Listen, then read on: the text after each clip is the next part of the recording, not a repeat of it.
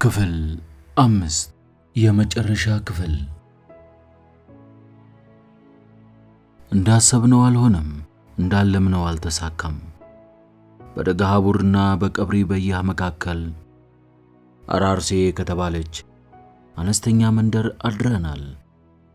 ከሁለት ቀን ጉዞ በኋላ መሆኑ ነው ቀብሪ በያህ የገባ ነው። እየተዳከምን ነው። በእነዚህ ቀጫጭን እግሮቻችን ተቆንጥሮ የማያልቀው መንገድ እንኳን አዲስ አበባ ጅግጅጋ እንኳን በቀላሉ ሊያስገባን አልቻለም። እንዲህ በቀላሉ ሰው መሆን አልተቻለም። አውሬ ለመሆን በፍጥነት የሚሰራው አስማት ሰው ለመሆን ግን ይለግማል። በእርግጥ ወደ ሰው የሚለውጠውን አስማት አልሞከርነውም። እንሞክር ብንል እንኳን ከአስማቱ የማውቀው ጥቂት ቃላት ብቻ ነው። የማያዛልቅ ጸሎት ጎን ያስደቃል እንዲሉ ላያዛልቀኝ አስማቱን ማርከስ ይሆናል ብዬ በመስጋት ልሞክረው አልፈለኩም። ቀብሪ በያህ ከ20 ሺህ የማያንስ ሕዝብ የሚኖርባት ከተማ ናት። የከተማዋ ነዋሪዎች አንድ እስካሁን ካለፍናቸው የኦጋዴን ከተሞች ለየት ያለ ጠባይ ያላቸው። አዲስ ነገር ለማወቅ ካላቸው ጉጉት የተነሳ ይሁን ወይም በሌላ ግልብጥ ብለው ይወጡና መንገድ ዳር ይቆማሉ። አንዱ የዚህ ከተማ ነዋሪ ከአንድ ምግብ ቤት በር ላይ ቆሞ ሚስቱን ወደ ቤቷ እንድትሄድ ሲለምናት አይቼ ተገረምኩ። ውሪያያን ሶማሌኛውን በቴሌፓቲ ጠልፋ ተረጎመችልኝ።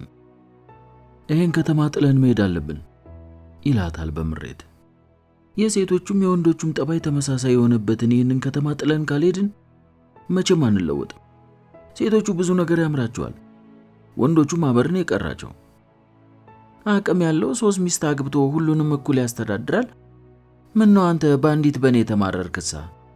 ሴትን ከማስተዳደር አገር ማስተዳደር ይቀላል።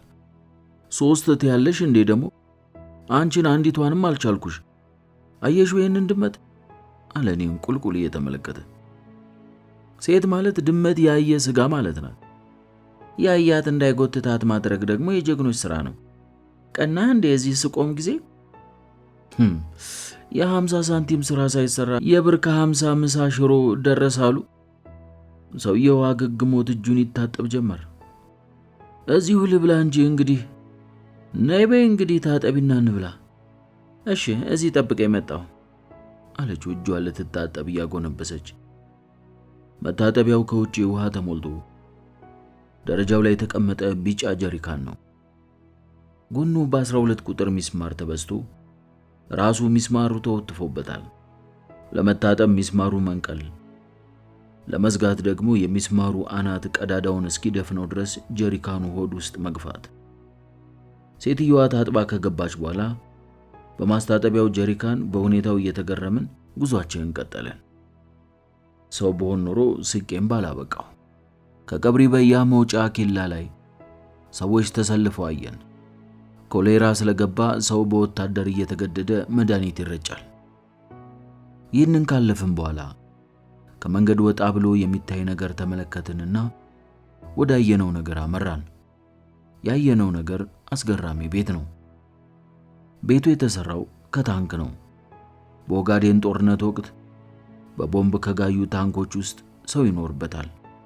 እኔና አያን በቀዳዳዋ ጮልቀን ነዋሪዎቹን ባናይ ኖሮ የሰው ልጅ ተቃጥሎ በዛገ ታንክ ውስጥ ይኖራል ብንባል በፍጹም አናምንም ነበር። ያንተ አለ አልኩኝ አጮልቄ ቤተሰቡን ካየው በኋላ።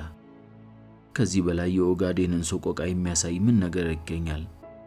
ተመልከት፣ አየህ፣ ይህ እየሆነ ያለው ከክልሉ ዋና ከተማ ጥቂት ኪሎ ሜትሮችን ወጣ ብሎ ነው። የሰው ልጅ እዚህ ውስጥ ይኖራል። አፈር በልቶት ከቆመ ታንክ ውስጥ። አይ ኢትዮጵያ! እኔ አፈር ልብላ። ሰው በሆን ኖሮ አልቅሼ ይወጣልኝ ነበር። ነገር ግን እንስሳ ነኝ። የአገሬ ፈተና አውሬ ያደረገኝ እምባልባ ሰው፣ እምባልባ ድመት። በትካዜ ተውጠን መንገዳችንን ልንቀጥል ዞር ስንል በድመት መንጋ ተከበን ራሳችንን አገኘ ነው። ከታንኩ አፈሙዝ የወጣ አንድ ተልባ የመሰለ ድመት እንደ መዳፍ ተተኩሶ አረፈብኝ። የፈራነው ፐርጅ ከታወጀብን ወዲያ 2 ምርጫዎች ብቻ ነበር የነበሩን። ጠንክሮ መዋጋት ወይንም እግሬ አውጪ ማምለጥ። ሁለቱም ቀላል አማራጮች አልነበሩም። መዋጋትም ማምለጥም ጥበብ ይጠይቃል። አያን ወርዬ አንድ አጓዛ የመሰለ ድመት ጋር ስትፋለም አየኋት። ሙርጧን አፈር ውስጥ ቀብራ የጨበጣ ውጊያ ላይ ናት። ድመቱ ከኋላ ዞሮ ሊወጣባት እያጓራ ይዞራታል። እርሷም እንደ ጣይቱ በር እየተሽከረከረች ከነጭ አፏ ውስጥ ያሉ ጥርሶቿን አግጣ በደመ ነፍስ ትፋለማለች። ከሰመረለት የሚፈጠረውን ነገር መገመት ቀላል ነው። ማሰብ አልፈልግም። እኔን ዘሎ ያነቀኝ ድመት አንገቴ ስር ክፉኛ ወግቶኛል። የውጊያ ልምድ ባይኖረኝም በደመ ነፍስ ነፍሴን ለማትረፍ ተፋለምኩ። የድመት መንጋ ከቦ ያዋክበኝ ጀምሯል። አቧራው ሲጨስ ለተመለከተው የድመት ሳይሆን የአንበሳ ጦርነት እየተከፈተ ይመስላል። አንዱ አንደፋድፎኝ ሲሄድ ሌላኛው ይተካብኛል። ሲጠናብኝ እግራ ውጪ ተፈተለኩ። አየር ላይ የተንሳፈፍኩኝ መሰለኝ። በቅጽበት ዞር ብዬ ሳይ አጓዛ የመሰለው ድመት አያን ላይ ወጥቶባታል። ያንተ ያለ የሞት ሞቴን ተወንጭፌ ወደ አያን ተመለስኩ። ከኋላ ወጥቶ ሙርጧን ፍለጋ ይዳኩራል። ጅራቱን ለቀም አደረኩና በጥፍሮቼ ወግቼ ከጀርባው ላይ ጎትቼ አወረድኩት። እርሱ ወደፊት ሲሳብ አያን ጅራቷን ቆልፋ ተፈተለከች። ለቅቄው በደመ ነፍስ ተፈተለኩ። ደርሶባት ይሆን ማለቴ። እግራ አውጭኝ ወደ አስፋልቱ ከሮጥም በኋላ ወደ ጅጅጋ የሚወስደውን አውራ ጎዳና ይዘን ስናበቃ ወደ ኋላችን ተመለከትን። የድመቱ መንጋ እየተንጋጋ እንደ ተኩላ ሲከተለን ተመለከትን። ፍጥነት ጨመርን። ገላዬ ተቦዳድሷል። ጸጉሬ ተነጫጭቷል። ደምቻለሁ። እንዲያውም ከኔ አያን ትሻላለች። እሷን ለመስረር እኔን ነበር ክፉኛ ያጠቁኝ። ቁስሉ ብቻ አልነበረም ችግሩ። በዛ ላይ አንድ በሽታ ይዞን ሰው ሳንሆን እንዳንሞት ነበር። በዛ ላይ የድመት ዕድሜ አጭር ነው። በአማካይ የድመት ዕድሜ ከ10 እስከ 15 ዓመት አይበልጥም። በታሪክ የተመዘገበው በዕድሜ ዘልዛላው ድመት በ38 ዓመቱ ነው የሞተው።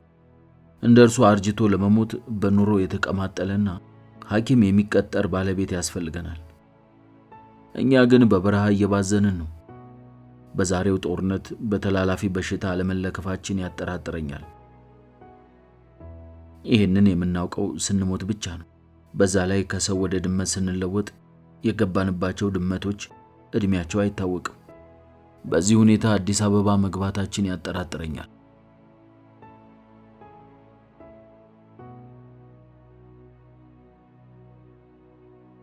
ጅጅጋ እንደገባን ከአንድ የግመል ምግብ ቤት ደጃፍ ላይ እንደ ጨርቅ ተሰጣን። በተለይ እኔ ላይ በታወጀው ፐርጅ ምክንያት አካሌ በመድቀቁ የምግብ ፍላጎቴ ድራሹኑ ጠፍቷል። እንኳን የተጋጣ አጥንት ቀርቶ ድመት በልጇ ልትለውጠው የምትችለውን ወተት በጉሮሮዬ ቢንቆረቆር እንኳን መገርገጭ የምችል አይመስለኝም። ሆኖም ድመት መንኩሳ መሏን አትረሳ የተባለችበትና መንኩሳም ጾም የሚያስገድፋት ወተት ሲያምረኝ ይቀራል። እሱን ለማግኘት የዘላን ድመት መሆንን ይጠይቃል። እኔ ግን ወተት እንደ ውሃ ከሚደፋበት ዘላን ቤት የተፈጠርኩኝ ድመት ሳልሆን ችግር ከሰውነት ወደ አውሬነት የለወጠኝ የአስማት ፍጥረት ነኝ። ወደ አውሬነት የለወጠኝ ድግምት እንደገና ወደ ሰውነት የለወጠኝ ይሆን? እኔ እንጃ። ወደ አውሬነት ለመለወጥ ድጥ ቢሆንም ወደ ሰውነት መለወጥ ማጥ ሊሆን ይችላል። እሱም ቢሆን አስማቱ ከሰራ ነው። ታናሽ መሆን ቁልቁለት ሲሆን ታላቅ መሆን ግን ዳገት ነው። አያን ወደ ምግብ ቤቱ ገብታ ስትለቃቅም ቆይታ ተመለሰች። ብስ ብስ አንጀትሽ በስብስ የሚሉ ድምጾች ከውስጥ የሰማሁት ለዚህ ኖሯል። የአንዱን ተመጋቢ ሰውዬ የግመል አጥንት ይዛልኝ ከቻለች። ከኔ ጉዳት የእርሷ ጉዳት ቀላል ነው። የተናቸፍኩበት የእግር ጥፍሮቼና አገጬ የወላለቀብኝ ይመስለኛል። አጥንቱን የመጋጥ አቅም የለኝም። አጥንቱን ካፌ ጥግ አስቀምጣልኝ በየመሳሰሉ ብሎንድ አይኖቿን እያቁለጨለጨች ነው። አቅም እንዳጠረኝ ገብቷት ሐዘን አይኖቿ ውስጥ እንደ ጉም ሲረጭ ተመለከትኩ። አረ ጉድ ተመልከቱ አለ በመጥረጊያው ወገብ ዛሏን ብሎ ያባረራት አስተናጋጅ እኛን እየተመለከተ። ድመትም ይተዛዘናል እንዴ? ናበል ወደ ስራ ተመለስ ወረኛ አለው ነጭ ጋውን የለበሰው ሰውዬ። ኃላፊው መሆን አለበት። ወቸው ጉድ! ሰው መተዛዘን ባቆመበት ዘመን ድመት ሲተዛዘን ማየት ያስደንቃል እያለ መጥረጊያውን እያወዛወዘ ገባ። እንደምንም ብዬ አጥንቱ ላይ ያለውን ስጋ መላስ ጀመርኩ። የድመት ድካም እንደ ውሻ ቁስል ቶሎ እንደሚድን ተገነዘብኩ። ከደቂቃዎች ማዋዛት በኋላም ከስጋው መንጨት ጀመርኩ። በአያን አይኖች ላይ የደስታ መስመሮች ሲሰመሩ ተመለከትኩ። ከውስጥ ተመጋቢዎች በሶማሌኛ ቋንቋ ሲጫጫሁ ይሰማኛል። ጫጫታቸውን ለሰማ በድብድብ ሶስተኛውን የዓለም ጦርነት የሚቀሰቅሱት ይመስሉ ይሆናል። እኩል እየተነጋገሩ እኩል መደማመጣቸው ለመጤ ሰው አጃኢብ ያሰኛል። ከዛ ሁሉም መጫጫህ በኋላ ግን ሲወጡ እየተሳሳቁ ነው። አብሽር መርሃባ፣ ተቃቅፎ ተሳስሞ መለያየት። ከሸዋ መጥቼ ድመት ለሆንኩት ለኔ የተከበርኩ ሰው ለነበርኩት ይህ ሁኔታ ቢያስቀናኝም አይገርምም። የመሃል ሀገር ሰው ዱላ ቀረሽ ንግግር ከተነጋገረ በኋላ ቀጣዩን መገመት ቀላል ነው። አስከሬን ባይቆጠር እንኳን ጥርስ ሊለቀም ይችላል።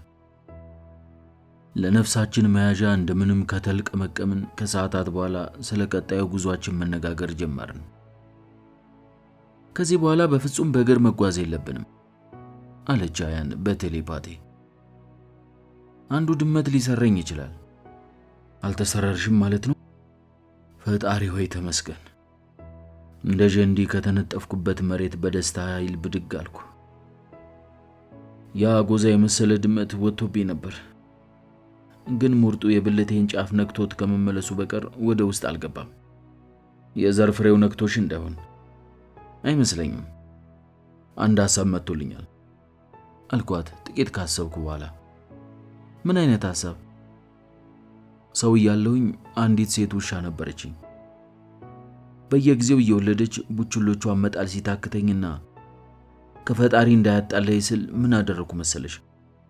የውሾቹ የስሪያ ወቅት ደርሶ ውሾቹ ግቢ አካባቢ ሲከማቹ አንድ መላ መጣልኝ። ወደ ነዳጅ ማደያ ሄድኩና ዝቃጭ ይዤ መጥቼ ኋላዋን ቀባኋት። ጥሩ ሐሳብ ነው አለች አያን። ስለዚህ ወደ ማደያ እንሂድና ኋላዬን መለቅለቅ እንችላለን። በትክክል። በነገራችን ላይ ድመቶች ብልሆች ነን።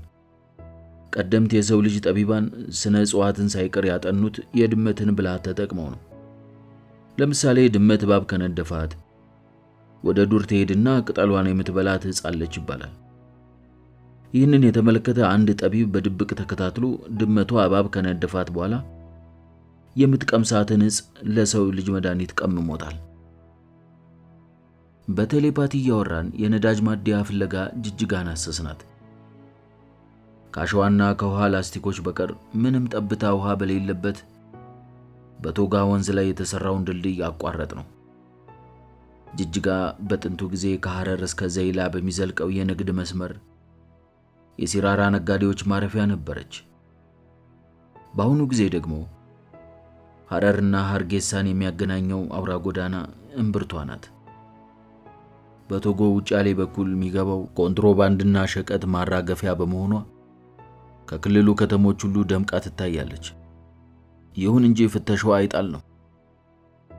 አያን በቴሌፓቲ ተግባቦት እንዳስረዳችኝ ፍተሻው የጠነከረው የመንግስት ባለስልጣናት ጅጅጋን ማዕከል አድርገው በቶጎ ውጫሌ በኩል ወደ ውጭ ሀገራት ስለሚጠፉ ነው። አንዳንዶቹ ሀገርን ዘርፈው ሲሆን ሌሎቹ ግን ስርዓቱን ተቃውመው ነው። ይሁን እንጂ ሌሎች ከሰሜን የሚመጡ ዜጎችም በዚህ በኩል ከሀገር ይወጣሉ። ፍተሻው የጠነከረው በእርግጥ በዚህ ምክንያት ብቻ አይደለም። ኦጋዴን በነዳጁ ምክንያት የፍጅት ቀጠና እንዳይሆን ነው። ከዚህ የተነሳ መኪና እየቆመ በጥብቅ ይፈተሻል። ወዘልውጥ ብቻ ሳይሆን የከተማው ነዋሪም በገባ በወጣ ቁጥር ደጁ ላይ ሳይቀር የመፈተሽ ግዴታ አለበት። አንዲት የቤት ሰራተኛ ሱቅ ደርሳ እስከምትመለስ 3 እና 4 ጊዜ ልትፈተሽ ትችላለች። ጅጅጋ የተመሰረተችው በፊት አውራሪ ተክለ ሐዋርያት ተክለ ማርያም ነው በ1916 ዓመተ ምህረት። ይሁን እንጂ በከተማዋ አንበርት ላይ የቆመው የሰይድ መሐመድ ሐውልት ነው። ሐውልቱ አስፈሪ ጎራዴውን ወደ ሰሜን ቀስሮ ሰጋር ፈረሱ ላይ ተቀምጧል። እንግሊዞች አብዱ ሙላህ እያሉ የሚጠሩት ሰይድ መሐመድ አብደላ ሐሰን በአንዳንድ ሶማሌዎች ዘንድ የሶማሌ ብሔር አባት እየተባለ ይጠራል። የተወለደው በቀድሞዋ የእንግሊዝ ሶማሌላንድ ሲሆን በ1899 ዓ.ም ከእንግሊዞች ጋር ተጣላ። ይኸውም የኤደን ስጋ ቤት እያሉ ከሚጠሯት በርበራ ውስጥ ያስቀመጡትን የጦር መሳሪያ ሰርቀሃል በሚል ነው። ሐሰን ይህንን መሳሪያ ደርቪሽ የተባለ ሶማሌዎችን ሁሉ አንድ ያደርጋል ላለው ሃይማኖት ቀመስ እንቅስቃሴው ለመለመላቸው ተከታዮቹ አስታጥቋቸው ነበር።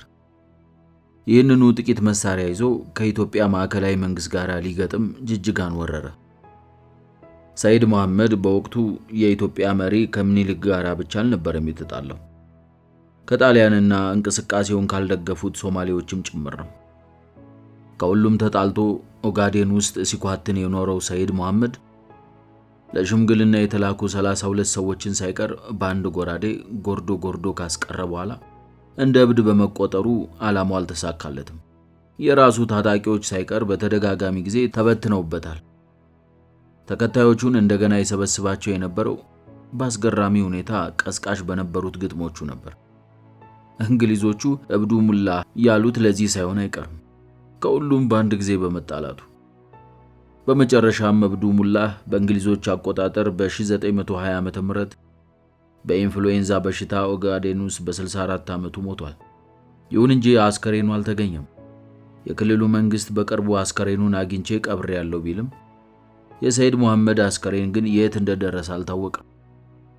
ሐውልቱን ስመለከት ያለ ቦታው እንደቆመ ከማሰቤ በተጨማሪ ለአርበኝነቱ ሳይሆን ለገጣሚነቱ መታሰቢያ ይሆን ዘንድ ከጎራዴ ይልቅ ላባ ባለመጨበጡ ዓላማውን እንደሳተ ደመደምኩ። ይልቁንስ ሐውልቱን ሳይ ያስታወሰኝ ሌሎች ኦጋዴን ላይ የተዋደቁ ጀግኖችን ነው። የወልወሉን አውሎ ነፋስ አሊ ኑርን፣ የቆረሌውን መብረቅ አፈወርቅንና የኤልቡሩን አጥር ዑመር ሰመተርን ያስታወሰኝ። ዑመር ሰመተር ጣሊያን አድዋ ላይ ድል ከተደረገ ከ40 ዓመት በኋላ ለመጀመሪያ ጊዜ እንደገና ድል ያደረገ የሶማሌ ተወላጅ ኢትዮጵያዊ ነው። ከወልወል ግጭት በኋላ የጣሊያን ወራሪ ኃይልና የኢትዮጵያ መንግስት እርቅ ለማውረድ ባደረጉት ድርድር የጣሊያኑ ተደራዳሪ ዑመር ሰመተር እጁ ተይዞ ይሰጠኝ ሲል ጥያቄ በማቅረቡ ድርድሩ ሳይሳካ ይቀራል። ዑመር ሰመተር ይህንን ሲሰማ የተናገረው እስከ ዛሬ ሲዘከር ይኖራል። ከአገሬ አፈር የሚደባልቅ ቤልጅግና ጎራዴ ይዤ እንጂ ጫት ተሸክሜ የሚመጣ እንዳይመስልህ የሚል መልእክት ነበር ለጣሊያን የላከበት። ከአፈወርቅ ሞት በኋላ በገርለ ጉቤ፣ በቆራሌ፣ በሽላቦ፣ በኤልቡርና በጅጅጋ እየተዘዋወረ ጣሊያንን መውጫ መግቢያ ሳቶታል። ዑመር ሰመተር ከኦሮሞ ከሶማሌና ከአማራ የተውጣጣ የራሱ ቅንጅታዊ ጦርም ነበረው። ይህንን የጀግና ስብስብ መርቶ ኤልቡር ላይ በ1930 ዓ.ም የጣሊያንን 6 ባታሊዮን ጦር በሌሊት አመድ በማድረጉ ከ40 ዓመት በኋላ ጣሊያን እንደገና አስከሬኑን መቁጠር ሳይችል ቀርቷል። ለወሬ ነጋሪ የተረፈለት ብቻ እግር አውጭኝ አምልጧል። ጣሊያን ድል ሆኖ ነፃነት ከተመለሰ በኋላ አዲስ ዘመን ጋዜጣ ንግግሩን አትሞት ነበር የዑመር ሰመተርን። የአገሬን ሕዝብ የፈጀው ጠላት በጀግኖች ክንድ ተረግጦ ሲወጣ ባይኔ ተመልክቻለሁ። የመገዛት የመዋረድና የመረገጥ ዕድል ምን እንደሆነ ተመልክቻለሁ። እንደ ንብ ከየምሽጉ እየገቡ የሚነድፉ ኢትዮጵያውያን ዘር በመሆኔ ኮርቻለሁ። በታሪክ የሰማሁትን የአድዋ ጀግኖች ጀብዱ ለማስመስከር ልጆቻቸው በኦጋዴን የጣሊያንን አንገት ሲቆርጡ አይቻለሁ። የዚህ ሕዝብ ልጅ በመሆኔ አሁንም እኮራለሁ። የማዝነው ግን መላው ሶማሌዎች ተባብረው የአንዲት ኢትዮጵያ ልጅ ሆነው በአንድ ሰንደቅ ዓላማ ስር ሲጠቃለሉ ሳላይ መሞቴ ነው። ከመቃብርም ውስጥ ምኞቴ ይሄ ነው። ይህ ነበር የጀግናው የመጨረሻ ቃል፣ የዑመር ሰመተር ቃል። የሰይድ መሐመድን ሐውልት አልፌ ስሄድ የዑመር ሰመተር ድምፅ ከኋላ ይጠራኝ መስል የድመት ጆሮዬን እንደ ጦር ቀስሬ ወደ ኋላ እየዘርኩ ነበር። ትውልዴ ዋናውን ፈለጉን የማይፈልግበት ወይንም እንዳይፈልግ የሚዘምተው ሥርዓተ ሴራ ማሳያ የሆነውን ሐውልት አልፈን እንዲሁ ከሄድን በኋላ ነዳጅ ማደያ ፍለጋችንን ቀጠለን። በድመት አእምሮዬ ውስጥ የተመላለሰው ሐሳብ በሙሉ ለውርዬ በቴሌፓቲ ደርሷት ኖሯል። ትውልዱ አይከን ወይንም ፈለግ እንዳይኖረው ለምን እንደማይፈለግ ይገባል። የማያንቀላፉት ጠላቶቻችን ሴራ እንደ ኦጋዴን ነዳጅ ተዝቆ አያልቅም አለች ከፊት ለፊቴ ሱክ ሱክ ማለቷን አቁማ። ለመሃል ሀገር ሰው ሶማሌዎች ኢትዮጵያን የሚወዱ አይመስለውም። እውነቱ ግን ተቃራኒው። እንደ ማንኛውም ኢትዮጵያዊ ለእናት ሀገሩ የተዋደቀ ሶማሊያ ስፍር ቁጥር የለውም። እንዲያውም የጦርነቱ ሁሉ ቀዳሚ ገፈት ቀማሽ ነው። በእርግጥ ኢትዮጵያዊነቱ እንዲሸረሸር ብዙ ተሰርቶበታል። ይህም ሆኖ በረሃብ በድርቅና በቸነፈር አሳሩን እየበላም ሀገሩን ይወዳል። በእርግጥ መገለል አልደረሰበትም ማለት አይቻልም። የተረሳ ህዝብ ነው። በቀኝ ገዢዎች ርዝራዥ አስተሳሰብ ኢትዮጵያን እንደ ቀኝ ገዢ ሀገር እንዲያይና በጎሳ ጦርነት እንዲታመስ ተደርጓል። ቀደም ሲል በነበረው የማዕከላዊ መንግስት ልዕል ትስስር ሰበብ አድርገው ጮሌዎቹ ራሱን ገንጥሎ እንዲያይ ሰብከውታል። የአሁኖቹ የፖለቲካ ኃይሎች በመንግስት ስልጣን ውስጥ ከላይ እስከ ታች አንድ ጎሳ ደልድለውበታል። ሌሎቹም ባይተዋር አድርገዋቸዋል። ኮታ እንጂ ችሎታ ዋጋ ያጣበት ሀገር ነው። ይህ ነው ችግሩ። አድሎ በሌለው መሰረተ ልማት ራሱን ባሳተፈ ችግር ፈችነትና በትምህርት ኢትዮጵያዊነቱን መኮትኮት ያሻናል። ልክ ብለሻል የኔ ውድ። ማደያ ስናይ ቀጣልንና እርስ በርስ ተያይተን ወደ ነዳጅ መቅጃው ገሰገስን። አያን ደህና ዝቃጭ ያለበትን ቦታ ፈለገችና በጥፍሯ ትጭረው ጀመር። አረ ደሞ ነዳጅ ልታወጣ ነው ተብሎ ወታደር እንዳይከብሽ አልኩኝ በውስጤ። ዝቃጩ ላይ ቁጭ አለችበትና ቄጧን ለቅልቃው ተነሳች። በነጭ ገላዋ ላይ የታተመው ጥቁር ቀለም ዝንጀሮ አስመስሏት ነበር ስትመለስ። ከዚህ በኋላ የስሪያ ስጋት እንደማይኖርብን ተስፋ አደረግን። ነገር ግን አሁንም እርግጠኛ መሆን አንችልም። ዘወር አለችና ተቆለጨለጨችብኝ። ሞክር እስቲ ወንድ አይደለህ እንዴ ለማለት ይሆን? የቴሌፓቲው መልእክት አልደረሰኝም። የሰው ጭንቅላቴ ከድመት ጭንቅላቴ ዕውቀት ቀርቶ በቶሎ ቢያረጋግጥልኝ ስል ተመኘው። መፍራቴን አይታ ይሄ ዘዴም ላይ ከለክለኝ ይችላል። ከዚህ በኋላ በእግር ጉዞ መቀጠል የለብንም። ገብተን ሰው እንሆናለን ብላ አታስብ። ታዲያ ምን ተሻለን? አውቶቡስ መሳፈር አለብን። ሰው ብንሆን ኖሮ ስቅ ነበር። እንዴት ነው መሳፈር የምንችለው? ሌሊት ተነስቶ ከጅጅጋ አዲስ አበባ የሚጭን አውቶቡስ አለ። ሰውን ሁሉ ጭኖ የተሳፋሪ ዕቃ ቀርቅቦ ካበቃ በኋላ እኛ ከላይ ፖርቶ መጋላው ላይ እንወጣለን። ጥሩ ሐሳብ ነበር። ግን አውቶቡሱ ሲበር ነፋስ ወስዶን ብንነጣጠልስ? እሱ ደግሞ ሌላ ጉዳይ ነው። የትኛውም መፍትሄ እንከን የለሽ አይደለም። ችግሩን አውቶቡስ ላይ ከወጣን በኋላ እናየዋለን። ምናልባትም አውቶቡሱ ዕቃ የሚያለብሰው ኬንዳ ይኖረዋል። እዛ ውስጥ ሰርስረን እንገባለን። ሴት መለኛ ናት የሚባለው ሐሰት የለውም። ድመት ስትሆን ደግሞ ይብስባታል በል። ወደ አውቶቡስ ተራ ሄድን። መሸግንና አውቶቡሱ ሌሊት እስከሚነሳ መጠባበቅ ጀመርን። ጉዞ ሰው ወደ መሆን። ከጅጅጋ ወደ አዲስ አበባ የሚሄደው አውቶቡስ እያቃሰተ የካራማራ ተራራን ዳገት በመውጣት ላይ ነው። እኔና አያን ከላይ ፖርቶ መጋላው ላይ ነን። ዕቃው ከተጫነ በኋላ ነበር ወደ ላይ የወጣ ነው። ከዛም ኬንዳው ውስጥ ተወሸቅንና ከጅጅጋ በአውቶቡስ ወጣን።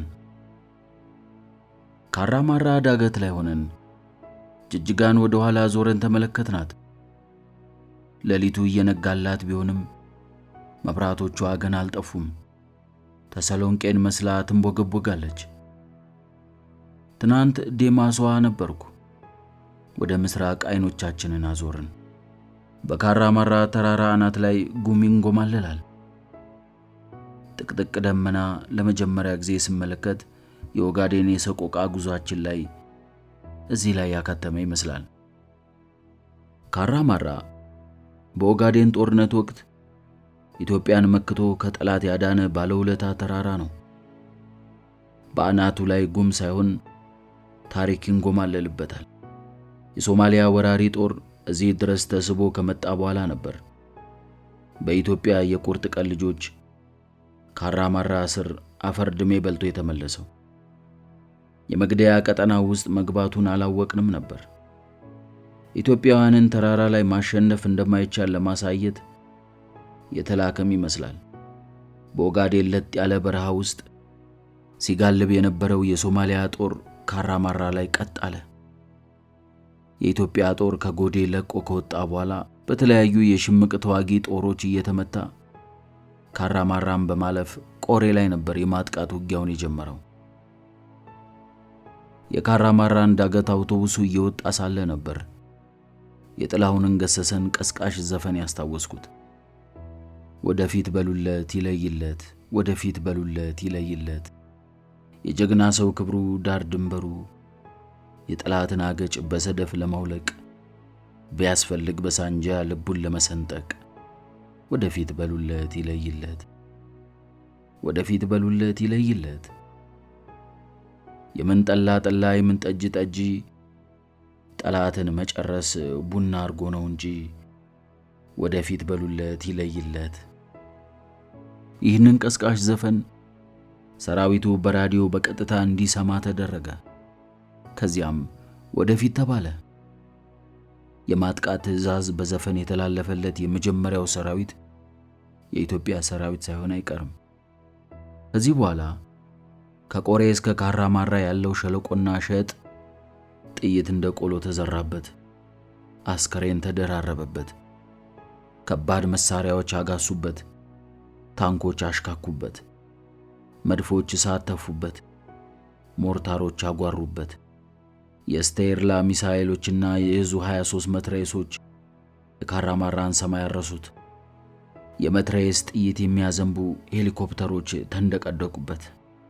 በዚህ የእናት ሀገር ሰማይ ላይ እነ ብርጋዴር ጀነራል ለገሰ ተፈራ፣ ኮሎኔል በዛብህ ጴጥሮስ፣ ኮሎኔል አማሃ ደስታ፣ ኮሎኔል ንጉሴ ዘርጋው፣ ብርሃኑ ውቤነህ፣ ንጉሴ ዘርጋው፣ ተጫነ መስፍን፣ ተስፋ ደስታ፣ መስፍን ኃይሌ፣ አሸናፊ ገብረ ጻድቅ፣ ኃይለ ሚካኤል ብሩ እንደ ንብ ተናደፉበት። ሚግ 21 እና ኤፍ5 የጦር ጀቶቻቸውን እንደ ንስር አሞራ ከነፉበት። የሶማሊያን ወራሪ ጦር ካራማራ ላይ አይቀጡ ቅጣት ቀጡት። በዚህ ተራራ ስር በአንድ ቀን ብቻ ከ300 በላይ አስከሬኑን አስቆጠሩት። በአየር ለአየር ትንቅንቅ የጦር ሚጎችን ወደ ነበልባልነት ቀየሩበት። ብርጋዴር ጀነራል ለገሰ ተፈራ ብቻውን 5 የሶማሊያን ጀቶች ወደ ነበልባልነት ቀይሯል። በምድር ደግሞ የእናት ሀገር ልጆች ከጠላት ጋር በሳንጃ ተማትረዋል። የኩባ ዘማቾች ሳይቀር በካራማራ ተራራ ስር ለቅድስት ሀገር ኢትዮጵያ ተዋድቀዋል። ከዚህ በኋላ ነበር የኦጋዴንን ቆንጥሮች ልብሱን ወደ ኋላ እየገፈፉት እግሬ አውጭኙን እስከ ሞቃዲሾ የቀጠለው። ካራማራ የዚህ ሁሉ ቃፊር መስሎ በዝምታ ወደ ኋላችን ቀርቷል። በኦጋዴን ምድር ላይ የፈሰሰውን ደምና የተከሰከሰውን አጥንት ከካራማራ በላይ ምስክር የሌለ ይመስል ጉም ጋቢውን ተሸፋፍኖ ይተክዛል አሁንም ድረስ። ተጉዞ ተጉዞ እንደ ጆፌ አሞራ መመለሻው ጠፋው ያገሩ ጎዳና የሚለውን ሽለላ የሚያግተመትም ይመስላል። አውቶቡሱ ወደፊት ሲገሰግስ የኔና የአያን አምሮ ግን ከካራማራ በር ላይ ቀረ። የኦጋዴን ምድር ሰቆቃ አንቆ አስቀረን። ቻው ቻው ኦጋዴኒያ፣ ቻው ቻው ኦጋዴኒያ። አውቶቡሱ ባቢሌን አልፎ መጋለቡን ቀጠለ። ከጅጅጋ ሐረር ድረስ ካለው 80 ኪሎ ሜትር ውስጥ 50 ያህሉን ተጉዘናል ማለት ነው። ሐረር ለመግባት ገና 30 ያህል ኪሎ ሜትር ይቀረናል። ከባቢሌ አለፍ ብሎ የጃካታ ሸለቆ ይገኛል። ተአምራዊ ሸለቆ እየተባለ ይጠራል። የድንጋዮች ተአምር የሚታይበት ምድር ነው። በአስገራሚዎቹ የእሳተ ገሞራ ቋጥኞች ትርኢት እየተገረመን ስናልፍ እኔና አያን ሰው ብንሆን ኖሮ እንተፋፈር ነበር። ከተዛዘሉት ቋጥኞች ውስጥ የወንድን ብልት መስሎ የተገተረው ይገኝበታል። የምድር ብልት ይመስላል። እንደ ጠዋት እንትን ተገትሮ ሽቅብ ሰማይን የሚያይ ቋጥን የብልቱ አናት ከዘንጉ ላይ በምን ተአምር እንደቆመ የትኛውም ሳይንቲስት መተንተን የሚችል አይመስለኝም። በዘንጉና በአናቱ መሃል ጣት የምታክል ነገር ነች ታላቁን ቋጥኝ ለዘመናት ሚዛኑን የጠበቀችው። እስከ ዛሬ ከርክርና ጨብጥ ያልጎበኘውን እንትን አለፍ ነው። ድንጋይ የፈሰሰበትን ምድር አልፈን ስናበቃ አስገራሚዎቹን የተራራ ቅርጾች እያየን ወደ ሐረር ገሰገስን። አውቶቡሱ ለቁርስ ሐረር ሲቆም እኔና አያን ወጉ ይድረሰን ብለን ወረድንና ሐረር ከተማ ውስጥ መለቃቀም ጀመርን። በታሪካዊቷ የሐረር ከተማ ውስጥ የሐረር ሰንጋ ከሚበላባቸው ዕውቅ ስጋ ቤቶች ከአንዱ ደጃፍ መጥተናል። ቀጠልን።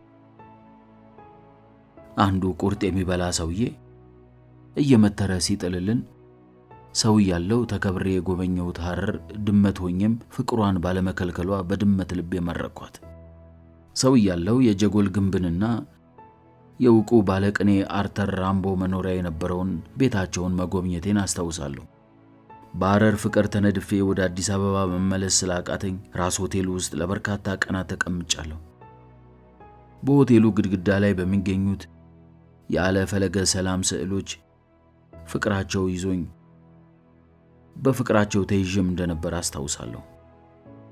አውቶቡሱ ከመንቀሳቀሱ በፊት ፖርቶ መጋላው ላይ እኔና ያን ወተን አደፈጠን። ሰው ከሆንኩ መለስብሻለሁ አልኩኝ በውስጤ። አውቶቡሱ ሐረርን ለቋት ሲወጣ ወደ ኋላ ዞሬ አውቶቡሱ መክነፉን ቀጥሏል ወደ አዲስ አበባ። ከሐረር ቀጥሎ አለማያን አለፍን። ደንገጎ ዳገት ስር ወደ ቀኝ ድሬዳዋን ትቷት ወደ ቁልቢ ገሰገሰ። ከዛም ካራሚሌን፣ ቦረዳን፣ ሄርናንና ጨለንቆን አልፎ አሰበ ተፈሪ ቆመ። እኔና ያን እዚህ አልወረድንም። ከአንዱ ስጋ ቤት በር ላይ ስንቁለጨለጭ ጥሎን ይሄዳል ብለን በመስጋታችን ተሳፋሪዎች የሚቀማምሱትን ቀማምሰውና ውሃ ይዘው እስከሚመለሱ የፖርቶ መጋላውን ኬንዳ ሙጥኝ ብለን ጠበቅን። አውቶቡሱ ተንቀሳቀሰ። መኢሶን፣ አዋሽን፣ መታሃራን፣ ወለንጭቲን እነዚህን ሲያልፉሉ ናዝሬት እስከሚገባ እኔና ያን ፖርቶ መጋላ ውስጥ እንደተሸጎጥን አንቀላፍተን ነበር። ድመት ሲተኛ መላ አካሉ እንደ ውሃ ፍስስ እንደሚል ነገር ዓለሙን ረስቶ ነው። ምስራቃውያን የወጋን ጥበብ ከድመት ሳይቀስሙት አይቀርም። ሀገር አቋራጩ አውቶቡስ ናዝሬት ላይ ጥቂት ከቆመ በኋላ በፈጣኑ መንገድ በኩል ወደ አዲስ አበባ ይከንፍ ጀመር። የማታ ማታ አዲስ አበባ ገባንና መስቀል አደባባይ ላይ ተራገፍን። አብዮት አደባባይ ስንደርስ የኦጋዴን ትውስታዬ ይበልጥ በረታ።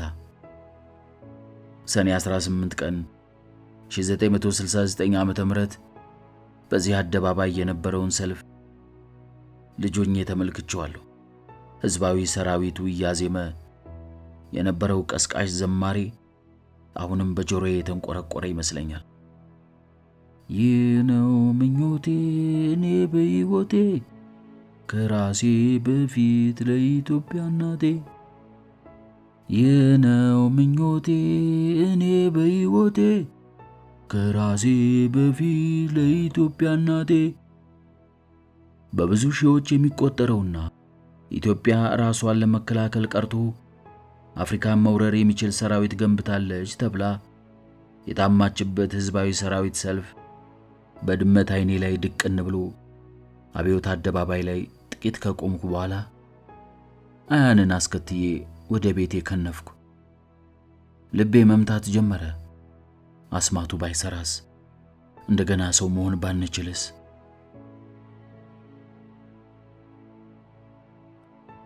አዲስ አበባ ያንጎላጀች ነው። መሽቷል። ከቀበና ወንዝ ማዶ ወደሚገኘው መኖሪያ ቤቴ ደረስን። የሁለታችንም ልብ እየመታ ነው። ዶፍ ዝናብ እየወረደ ነው። ሰማዩ በመብረቅ ልባችንን በስጋት ያርሰዋል። የግቢውን አጥር ተንጠላጥለን ገባንና ከዘበኛው ቤት ጥግ ተወሸቅን። ዝናቡ ቀስ በቀስ ጋባል እንጂ አላባራም። ግቢው ጸጥ ረጭ ብሏል። ልጆቼ እንዴት ሆነው ይሆን? ጥያቸው ስጠፋ በናፍቆት አይኖቻቸው ጎድጉዶ ይሆናል። ውሻ እያለው እንደተፈጠረው ሞቷል ብለው በሐዘን ተቆራምደው ይሆን? ከዘበኛው ቤት ውስጥ ድምፅ የሰማው መስሎኝ ጆሮዬን እንደ ጦር ቀሰርኩ። ወይ ድፍረት ይላል በተደጋጋሚ። መሮ ነው ዘበኛዬ። እስከ ዛሬ ከጎኔ አልተለየም። ድህነቱ ክብሩን አላሳጣውም። የድፍረትም ድፍረት እንጂ ቀለብ ናት ሰራተኛዬ። የዛሬ 4 ዓመት አካባቢ ከውሻነት ወደ ሰውነት ከተለወጥኩ በኋላ ልጆቼንና እነሱን ይዤ ነበር ወደዚህኛው ቤት የመጣሁት። ያኔ ሚስቴ ጓደኛዬን አግብታ ነበር የጠበቀችኝ። ደግሞ ዛሬ ምን ተፈጥሮ ይሆን? የኔ ጉዳይ አልቅም መቼም። እንዲያው ይቅር ይለኛል ብላ ማሳቧ በራሱ ተአምር አይደለም ይላል መሮ በግርምት። ደፋር ናት፣ በጣም ደፋር ናት ትላለች ቀለብ። ያን ሁሉ በደል እንዴት ይረሳልኛል ብላ አሰበች። በፈጣሪ ሰው ሁሉ አይኑን በጨው ማጠብ ይችልበታል። በዳይ ሆኖ ሳለ የተበደለ መስሎ እንደሚቀርብ ሰው ልዩ ችሎታ ያለው ይመስለኛል። በባሏ ላይ ያውም ጓደኛውን፣ ይኸውም በምድር ላይ አንደኛ ባላንጣ የሆነውን ሰው መወሸሟ ሳይቀር በኋላ ደግሞ ሳይሞት ሞቷል ብላ በላዩ ላይ ማግባቷ ሳያንስ አሁን ደግሞ ሁሉን ንብረቷን ሻሽጦ አፍንጫ ሽላሽ ካላት በኋላ መምጣቷ ከኤፍራታ በላይ በምድር ደፋር እንደሌለ ያሳያል። ሁልጊዜ ይቅርታ ይደረግልኛል ብሎ እንደሚያስብ ሰው ደደብ የለም። ደደብ ናት ሙት መሮ። ኤፍራታ ማለት ወፍ ራስ ነገር ናት። ያን ሁሉ ንብረቱን ሙልጭ አድርጋ በዋና ጠላቱ ካስወሰደችበት በኋላ በራሱ አልጋ ላይ ከማገጠችበት በኋላ ይቅርታ ሳይገባት በቀልን ለፈጣሪ ሰጥቶ ሁሉንም ትቶላት ልጆቹን ይዞ ከወጣላት በኋላ አሁን ያመናጢ ሜንጦ ጉድ አድርጓት ሲሄድ አይኗን በጨው አጥባ ይቅር በለኝ ብላ መምጣቷ እንዴት ያለው ድፍረት ነው! ጋሼ እንደገና ይቅር ካሏት ይገርመኛል፣ በጣም ይገርሙኛል። ገባኝ። ኤፍራታ ወደዚህኛው ህይወቴ መጣለች። ያ ክፉ ጠላቴ ሜንጦ ያላትን ሁሉ ሻሽጦ ካገር ጥሏት ጠፍቷል። ከነመሮ በሰማሁት መረጃ መሰረት እሰይ ደግ አደረገ ስል በውስጤ ጮቤ ረገጥኩ። ሰው እስከመሆን ቸኮልኩ። የድመት ጸጉሬ እስከሚቆም እሳት ለበስኩ፣ እሳት ጎረስኩ። አያንን አስከትዬ ወደ ጥናት ክፍሌ በረርኩ። ተቆልፏል። ቤት ገብቼ ያንን ከአውሬነት ወደ ሰውነት የሚለውጠውን አስማት ባገኘሁት አልነጋለኝ። የጥናት ቤቱ በር እስከሚከፈት ብመለከት በየመሳሰሉ አይኖቼ ሲንከራተቱ አደሩ።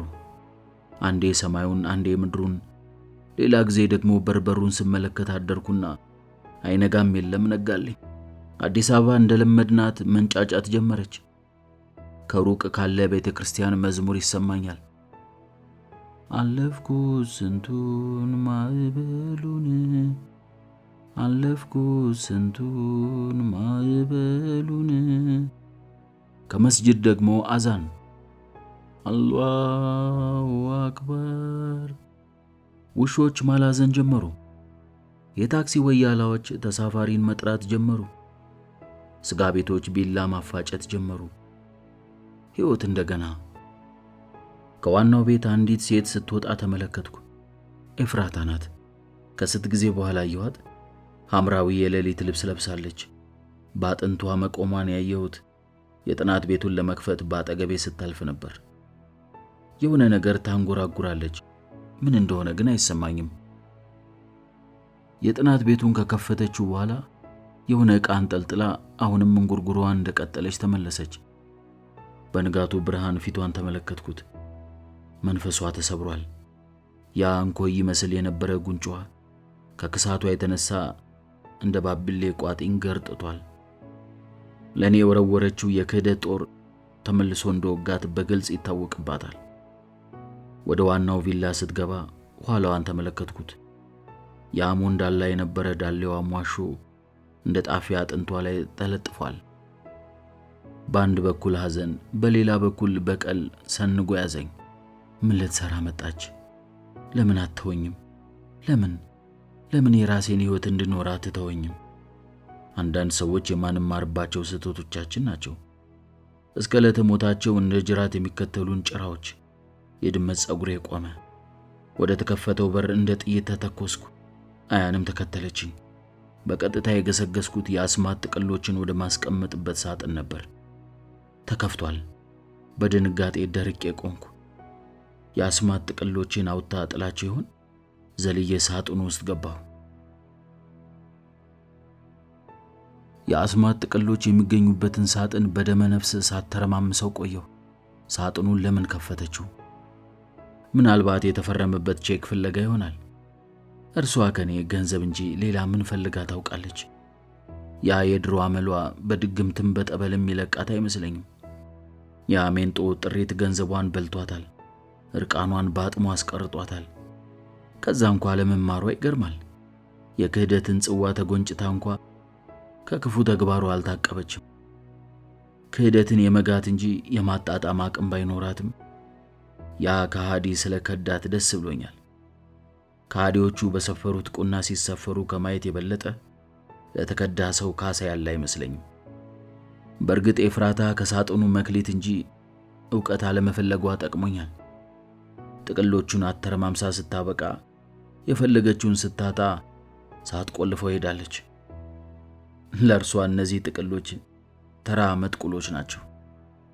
ጥቅሎቹን ተራ በተራ በድመት ጥፍሬ እየተረተርኩ መመልከቴን ቀጠልኩ።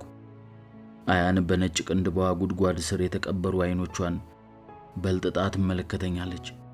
ሰው የመሆን ጉጉቷ ከኔ ሳያይል አይቀርም። ወደ ድመት ከሚቀይረው አስማት በታች ምልዋጡን ተመለከትኩት። እንደገና ወደ ሰው የሚለውጠውን አስማት። ከደስታዬ ብዛት በስሜት አስማቱን ላስኩት። አያንም በድመተኛ ፈነጨች። አዛሂል አዛሂል አዛሂል ሲል ይጀምራል አስማቱ። ካርናስኤል ኩርናስኤል ኪርናስኤል፣ አቢዮስ አቢዮስ አቢዮስ፣ ማራስ ታራስ ጋማስ፣ ኤላስ ኤላስ ኤላስ፣ ሳልመን አልመን ሳልሜን፣ ሙኪን ላኪን፣ አኪን ሚጥ ሚጥ ሚጥ ሚጥ፣ እምንስሳ ሀበ ለብሰብ፣ ሚጣነ እምንስሳ ሀበ ሰብ፣ ቤቃ ሌቃ ሴቃ፣ ሚጣነ እምተዋርዶ ሀበ ክብር፣ ዩርኤል ሱራኤል ይዙኤል፣ ሚጣነ እም አርዌ ሀበ ስብኤል፣ በርደለጊስ በርደለጊስ በርደለጊስ፣ በርጀለስ በርጀሊስ በርጀለሲስ በርጀለሲስ፣ መግሪዳ አግሪዳ አግሪዳ፣ ሚጣነ አመራዊ ሀበ ሰብ። የአስማት ጥቅሉን ከሳጥኑ ይዤ ከወጣው በኋላ ወለሉ ላይ ዘርግቼ አነበንበው ጀመር። አያን እንደባለፈው አልከበዳትም። ከውስጧ የፈነቀላት ሰው የመሆን ስሜት እያንዳንዱን ቃል በጥሞና እንድታይ አደረጋት። ሰው የመሆን ጥማት በአፈ እንስሳት አነበንበው ጀመር። ከውጪ እንደገና ዶፍ ዝናብ ይወርዳል።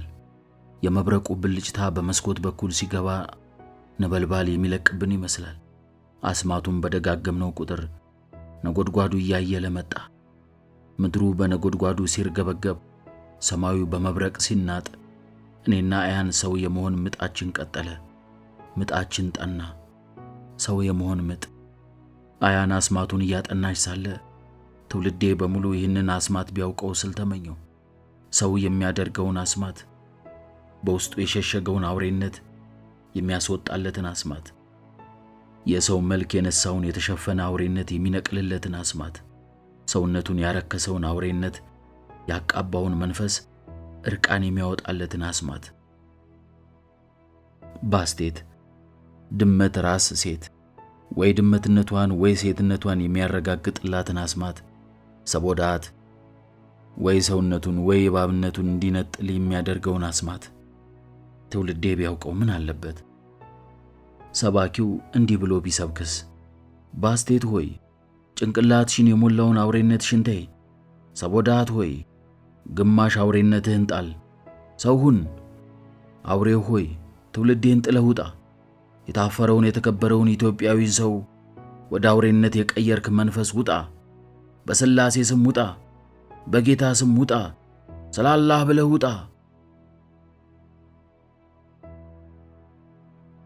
ጉርምርምታው ምድርን ሲያንቀጠቅጥ፣ መብረቁ ሰማዩን ሲንጥ፣ እኔና አያን አስማቱን መድገማችንን ቀጥለን ነበር።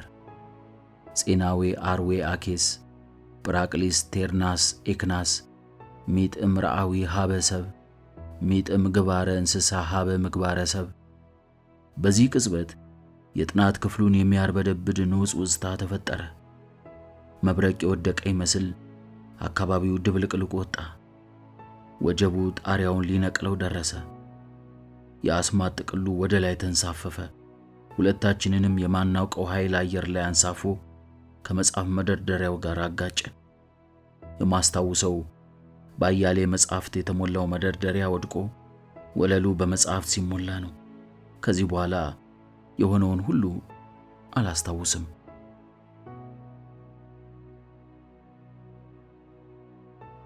ከሰዓታት በኋላ ካለሁበት ልዩ ዓለም ውስጥ ነቃው። የተጫነኝን የመጽሐፍት ክምር ፈነቃቅዬ የተነሳው መለመላይን ነበርኩ። እርቃኔን አላመንኩም። ወደ ሰውነት ተለውጫለሁ። በስስት ገላይ እንዳሰስኩት እንደገና ወደ ራሴ ተመልሻለሁ። ወደ ዲዲሞስ ዶሬ፣ ይቅርታ፣ ወደ ዶክተር ዲዲሞስ ዶሬ። እርቃኔን ነኝ። ልክ በገነት ውስጥ ክብሩ እንደተገፈፈው አዳም መለመላይን ቆሜያለሁ። ሀፍረተ ሥጋዬን በሁለት እጆቼ ከድኜ አያንን መፈለግ ጀመርኩ። እርሷም እንደገና ወደ ሰውነት ተለውጣ ይሆን? ልቤ ይመታ ጀመር። ከስንት ጊዜ በኋላ የልቤን የምታዳመጥኩት በሞቴ። በወጣትነቴ ፍቅር ሲይዘኝ ነበር እንዲህ ልቤ መምታቱን የማስታውሰው። የአሁኑን አያርገውና ያኔ የልብ ምት ነበረኝ። ዛሬ ካልደከመኝ በቀር ፍጹም የልብ ምት የለኝም። ለካስ የልብ ምትም ይናፍቃል። ትክክለኛ ስሜት፣ ትክክለኛ የራስ ጠረን፣ የሚወዱት ሰው ጠረን ለካስ እንዲህ ይናፍቃል። ስንቱ የልብ ምቱ ቀዝቅዞ ይሆን? ስንቱ የራሱን ጠረን በትኖ ይሆን? ወለሉ ላይ የተዘረገፈውን የመጽሐፍ ናዳ እየፈለግኩ አያንን ማሰስ ጀመርኩ። የለችም። ተጣራሁ። አያን! የራሴ የድምፅ ማሚቶ በባዶ የጥናት ቤት ውስጥ አስተጋባ። አያን! የሰማዩን ጉሩምርምታና ንውጽ ውስጣ ተከተለ። የአያን ድምፅ ግን የውሃ ሽታ ሆነ። አያን! አያን! አያን! ደጋግሜ በኃይል ተጣራሁ። ከደቂቃዎች በኋላ የሚያቃስት ድምፅ ሰማሁ። ከወዲያኛው የግድግዳ ጥግ ነው። በፍጥነት ሄድኩ። አያን እርቃኗን ቆማለች። ሰው ሆንኩ፣ ተለወጥኩ፣ ዳንኩ። ይህንን ማመን አልችልም። ድምጿ ይንቀጠቀጣል፣ ሰውነቷ ይንዘፈዘፋል።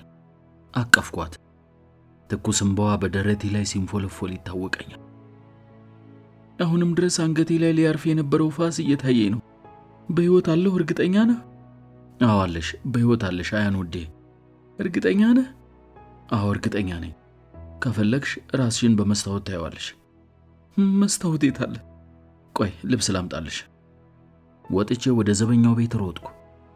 በዝናቡ ውስጥ እርቃኔን ሲያየኝ ሰይጣን የመጣ መስሎት መደንገጡ የማይቀር ነው። የዘበኛውን ቤት ጠገግ ተጠልዬ ተጣራሁ።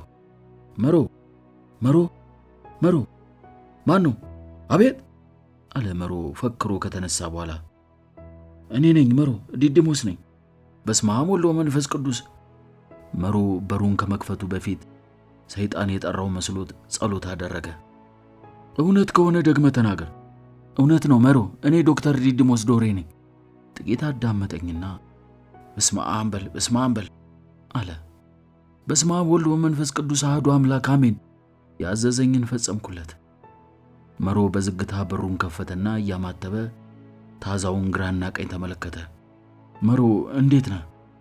ባትሪውን ተግ አድርጎ አበራብኝ። ጋሼ፣ ኧረ ምን ጉድ ነው? አትደንግጥ። ምን ነው እርቃኑን? ጋሼ፣ ኧረ ምኑን ነው የምመለከተው? ሰዓሊ ለነ ቅድስት፣ ማን ዘረፎ? ፊቱን ወደ ኋላ ዙሮ የለበሰውን ብርድ ልብስ አቀበለኝ። ወደ ቤት ግባና ልብስ አምጣልኝ አልኩት። በሰጠኝ ብርድ ልብስ እርቃኔን ተግኜ ሳበቃ እየሮጠ ወደ ትልቁ ቤት ገባና ከደቂቃዎች በኋላ ልብስ ይዞልኝ ተመለሰ። ያመጣልኝን ነጭ ልብስ ለባብሼ ከጨረስኩ በኋላ እንደገና ሌላ ልብስ እንዲያመጣልኝ ወደ ትልቁ ቤት ላኩት። አሁንም ከደቂቃዎች ቆይታ በኋላ ሌላ ሙሉ ልብስ ይዞልኝ መጣ። ይሄኛው ለአያን ነበር። ወደ ጥናት ክፍሉ ወሰድኩት። የወንድ ልብስ ቢሆንም ሙሉ ሱፍ በአያን ቁመና ላይ ሄዶ ልክክ አለ። እንዲያውም አማረባት። ፈገግ አለችና እንደገና ሰው ሆንኩ ማለት ነው አለች፣ ያችን የኦጋዴን ነጭ ጥርሷን እያሳየችኝ። በፍጹም ላምን አልችልም። እንዴት ላምን እችላለሁ? ራሴን የሆንኩኝ ስላልመሰለኝ መላ አካሌን ስነካካ ነበር። ቃላት ይህንን ያህል ኃይል ያላቸው አይመስለኝም ነበር። አውሬም ሰውም የሚያደርጉት ቃላት መሆናቸውን ለማመን በእኔ ሕይወት ውስጥ ማለፍን ይጠይቃል። ይገባኛል። ይሄ እውነት በእኔ ሕይወት ውስጥ ተደጋግሟል። ቃላት አውሬም ሰውም ያደርጋሉ አልኳት። እኔ ምልህ አለች እየተቆለጨለጨች፣ ዘበኞቹ ሲያነሷት የነበረችው ሴት ሚስት ናት? ማለቴ ይቅርታ ልትጠይቀ መጣ ነው? ማለቴ ይቅርታ ልታደርግላት ነው? በፍጹም ይቅርታ ላደርግላት አልችልም። ለምን? ጠልቀው በሚመረምሩ አይኖቿ ጠልቃ ተመለከተችኝ። ምክንያቱም ከዚህ ቀደም ይቅርታ አድርጌላታለሁ። ታሪካችንን በዝርዝር አጫውቼሻለሁ። ያንን መድገም አይጠበቅብኝም። ይህንን ስንነጋገር ምድሩን ያጨላለመው ዝናብ እያባራ ነበር። ጀገጀጉ አበቃ። ወጥቼ አዲሱን ቀን ሰማዩ ላይ ፈለግኩት።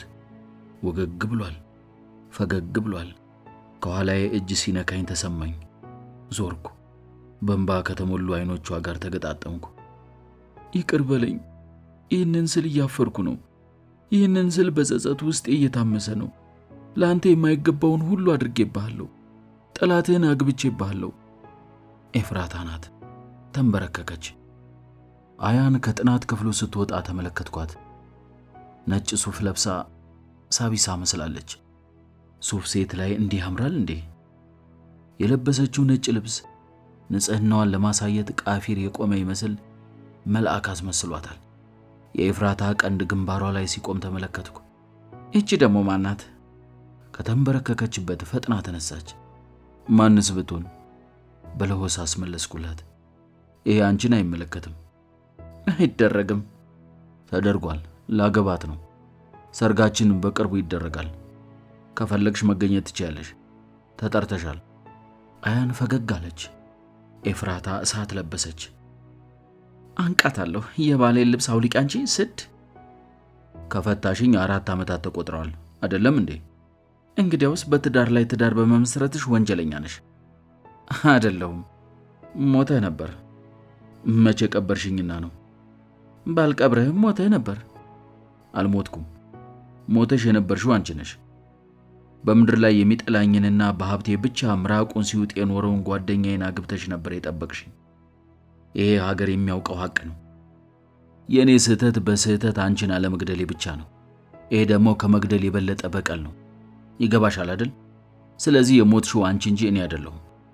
እኔ አንቺን ብሆን ኑሮ እኔን ፍለጋ አልመጣም ነበር። ሌላው ይቅርና ልጆችሽን እንኳን ዞር ብሎ ያላሰበ ልብሽ ዛሬ ምን ተፈጠረና ነው እኔን ፍለጋ የመጣሽው? የቀረችኝን ልብ ልኖርባት። ተይኝ፣ ከህይወቴ ውጭልኝ። በዚህ ሰዓት ድምፄን የሰሙት ልጆቼ እየተንደረደሩ ደረጃውን ሲወርዱ ተመለከትኩ። አባዬ አባዬ! ነፍሳቸው በደስታ ሲቃ ልትመነጠቅ ምንም አልቀራትም። አባዬ አለ፣ አልሞትም። መላእክትን ይመስላሉ። ተንበርክኬ እጆቼን ከፍቼ ጠበቅኳቸው። ተስገብግበው አቀፉኝ። አንገታቸው ስር የማውቃትን ማንም ኬሚስት ሊቀምማት የማይችል ጠረናቸውን ማኳት። እማዬ እኮ ሞቷል ብላን ነበር። እርሷ ሁሌም እንደዚህ ነው የምትለው። እናንተን ትቼ ላለመሞት ብዬ ብዙ ችግር አልፌ ነው የመጣሁላችሁ። ህልም ያለው ሰው በከንቱ አይሞትም። ህልሞቼ እናንተ ናችሁ። አባዬ ከዚህ በኋላ ትተን አትሄድም አይደል? አለች ሴት ልጄ ጥብቅ አድርጋ አቅፋኝ። በፍጹም ትቻችሁ አልሄድም። ለሥራ እንደሄድኩኝ ታውቃላችሁ አይደለም እንዴ? ብርድ ነው፣ ግቡ። በኋላ የማጫውታችሁ ብዙ ነገር አለኝ። ግቡ እናንተ። ልጆቼ እኔንና የእርሷን ጭቅጭቅ እንዲሰሙብኝ አልፈለኩም። ኤፍራታ ግቢውን በአንድ እግሩ ታቆመው ጀመር። ስሚ አንቺ ወፍ ዘራሽ፣ አሁኑኑ ግቢዬን ለቀሽ ውጭልኝ። ኤፍራታ ተንጨረጨረች። ያንቺ ግቢ አይደለም። ደሜ ፈላ። ሂጂና ከዛ አውሬ ብብት ስር ተወሸቂ። እኔ ባንቺ ዘንድ ሞቻለሁ። በምድር ላይ የለሁም። እሱም የለም አለች እየነፈረቀች። ጥሎሽ ሄደ? ጠገበሽ? የእጅሽን ያገኘሽው። ሁሉንም ሰምቻለሁ። ሜንጦ ውበትሽንና ሀብትሽን አሟጦ ጥሎሽ ሄዷል። መራራውንና የዘገየውን ጽዋሽን አስጎንጭቶሽ ክዶሽ ላይ መለስ ሄዷል። እባክህ እንደዚህ አትበል። ትንሰቀሰቅ ጀመር። እባክህ ይቅር በለኝ። ያኔ አንቺ ብትሆኚ ኖሮ ለማንም ሰው የማታደርጊውን ይቅርታ አድርጌልሻለሁ። ያ ይቅርታ ለአንቺም ለሜንጦም አይገባችሁም ነበር። በልጆቼ እናት ላይ እጄን አላነሳም ብዬ ነው እንጂ እንደ ስራሽ ቢሆን ኖሮ በምድር ላይ መኖር አልነበረብሽም ነበር። ያን ሁሉ በደል በልጆቼ ፊት ነው የፈጸምሽብኝ። አሁን የድሮ ኤፍራት አይደለሁም። ሁሉንም ነገር የማስተካከልበት እድል ልትሰጠኝ ይገባል። እሱን አብረን ስንኖር የምታየው ይሆናል። በፍጹም አብረን አንኖርም። እባክህ ይቅር በለኝ። እኔ ኤፍራታ ተቀይሬያለሁ። እባክህ ይቅር በለኝ። ኤፍራታ እግሬ ስር እንደገና ተንበረከከች። ይቅርታ አድርግላት፣ የልጆችህ እናት ናት አለች አያን ወደ ግቢው በር እየተራመደች። ችግርህ ልሆን እዚህ ድረስ አልመጣሁም። ወደ ሰውነቴ መመለሴ በቂ ነው። የእንባ ሳግ እየተናነቃት መሆኑን ከድምፁ አወጣት ተረዳሁ። ኤፍራታም በተንበረከከችባት ትቻት ወደ አያን ሮጥኩ። የግቢውን በር ከመክፈቷ በፊት ደረስኩባትና እጇን ለቀም አድርጌ ወደ እኔ አዞርኳት። ጉንጯ በእንባ ዳክሯል። ውስጤ ነግሮኝ ነበር፣ ውስጤን ማዳመጥ አቅቶኝ ነው አለች እንባዋን እየሞዠቀች። ሚስትህ አንተን የመሰለ ሰው መጣሏ ቀጭቷት አንድ ቀን ወደ አንተ እንደምትመለስ አስቤ ነበር። ይህንን እያሰብኩ እንኳን አፍቅሬ ነበር። ቁስሌን ሁሉ የምትጠግንልኝ መድኃኒቴ አንተ እንደሆንኩኝ አስቤ ነበር። ሳላስበው ነው። በደንብ አላሰብኩበትም። ፍቅር እንደ ውሃ ሙላት እያሳሳቀን የወሰደኝ። ተሳስቻለሁ። አልተሳሳትሽም። እኔም አፍቅሬሻለሁ። ሰውም አውሬም ሆነሽ ከኔ ጋር ብዙ መከራ አሳልፈሻል። አዲስ አበባ ገብተን ሰው ከሆን በኋላ እንደማገባሽ ድመት ሆኜ እንኳን እያሰብኩኝ ነበር። በፍጹም አይሆንም። ለልጆች ስትል ይቅርታ አድርግላትና ከእርሷ ጋር አኑር። አላደርገውም። ልጆቼን አንቺም እናት እንደምትሆኛቸው አምናለሁ። ልጆቼም ቢሆኑ አድርገዋል። 4 ዓመት ሙሉ እናትም አባትም ሆኜ አሳድጊያቸዋለሁ። ያኔ ዞር ብላ አላየቻቸውም። ለምን አሁን እንደመጣሽ ታውቂያለሽ? አልኳትኝ እንደገና በጉንጮቿ ላይ የሚፈሰውን እንባ እየጠረኩላት። አሁን ወደ እኔ የመጣችው እኔን ትታ ያገባጁ ጓደኛዬ የነበረው ጉያዬ ውስጥ ተወሽቆ ምርጥ ጥላቴ የነበረው ሜንጦ ሀብቷን ሁሉ ሽጦ ውበቷን ሁሉ አሟጦ ጥሏት ስለሄደ ብቻ ነው። አልደበቅሽም። እርሱ እያለ እኔን መርጣ እንደገና ብትመጣ ኖሮ በደሌል ለፈጣሪ ሰጥቼ ይቀበላት ነበር። አሁን ግን እንደዛ አይደለም። ትክክል ነህ የሚል ድምፅ ከኋላ የሰማሁና ዞርኩ። ራሷ ኤፍራታ ነበረች።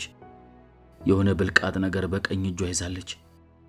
ያኔ ያደረክልኝ ይቅርታ ራሱ የማይገባኝ ነበር።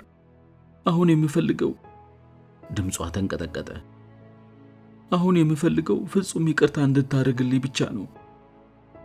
የበደልኩ በደል ያንተን ቀርቶ የኔንም አጥንት ዘልቆ እየተሰማኝ ነው። ሜንጦ ንብረቴን በሙሉ ወስዶታል። እርቃኔን ቀርቻለሁ። ሀብቴን ብቻ አይደለም የወሰደብኝ፣ ያንተንም ፍቅር ነጥቆኛል። የሚወድህን ሰው ከማጣት በላይ ማጣት የለም። ማጣትህ ዘልቆ የሚሰማህ የሚወድህንና የምትወደውን ሰው ያጣህለት ነው። ልክ ነህ። ከዚህ በላይ ላቆስልህ አይገባም። እውነቱን ልንገርህ አለችና እጄን ስባ ሆዷ ላይ ያደረገችው። ምንድን ነው? ከሜንጦ አርግዣለሁ። ከባብ ባረግዝ ይሻለኝ ነበር። እንዲህ ሆኜ ነው ጥሎኝ ሄደው። የእርሱን ዲቃላ መቼም አልወልደውም። የያዘችውን ብልቃት ከመቅጽበት ወደ አፏ አስጠጋችውና ዥዋ አድርጋ ጠጣችው። ምንድን ነው?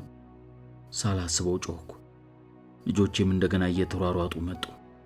ይቅር በለኝ እባክህ ይቅር በለኝ ስትል ቆየችና እጅ እንደያዘችኝ እጥፍጥፍ ብላ ወደቀች። እማዬ! ልጆቹ ተጫጫሁ። ቀለብና መሮ እየሮጡ መተው ለማንሳት አገዙኝ። ኤፍራታ ኤፍራታ! ሁሉ ነገር ዞረብኝ። ጨካኝ ነሽ። ለልጆችሽ እንኳን መኖር ነበረብሽ። ጨካኝ ነሽ፣ ጨካኝ። እሺ ይቅር ብዬሻለሁ። ይቅር ብዬሻለሁ። ከመሮ ጋር ተጋግዘን መኪናዬ ውስጥ አስገባናትና ወደ ሐኪም ቤት በረርኩ። ድካማችን ከንቱ ነበር።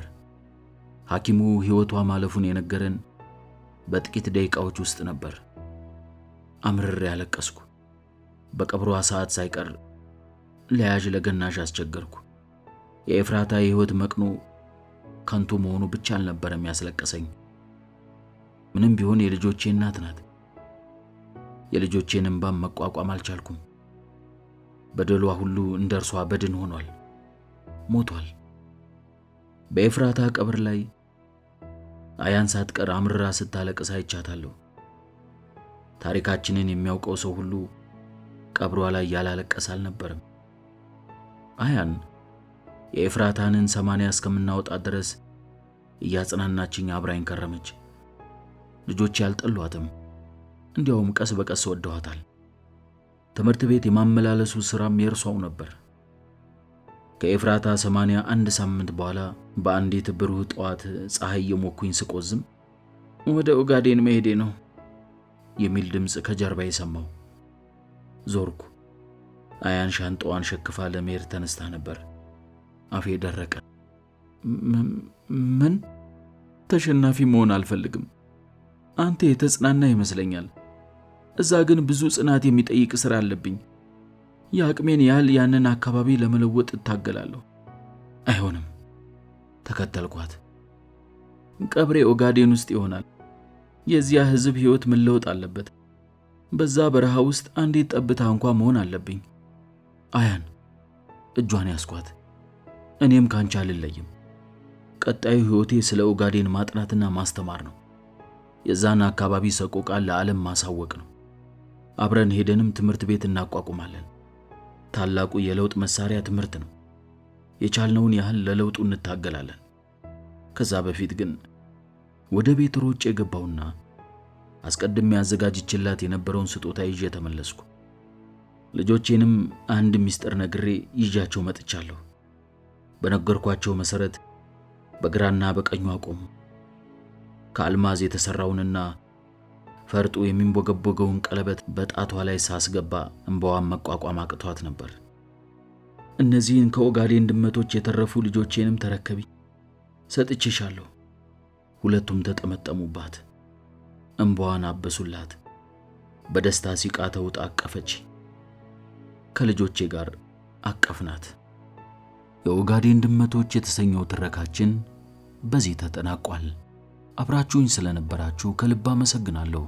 ቻግኒ ሚዲያን ሰብስክራይብ በማድረግ የተለቀቁ ቪዲዮዎችን በማየት ላይክ በማድረግ ለወዳጅ ዘመዶ ስለሚያጋሩልን ሼር ስለሚያደርጉልን እናመሰግናለን። በውጭ ሀገር የምትኖሩ የቻግኒ የምንጊዜ ምርጥ ወዳጆች በሱፐር ታንክስና በሱፐር ቻት ስለምታደርጉልን ድጋፍ ከልብ እናመሰግናለን። ይህንን ቪዲዮ ላይክ ማድረጉ እንዳይረሱ። ቻግኒ ሚዲያ የምርጥ ትረካዎች ቤት። በቀጣይ በድንቅ ትረካ እንገናኛለን። ሰላም ቆዩን።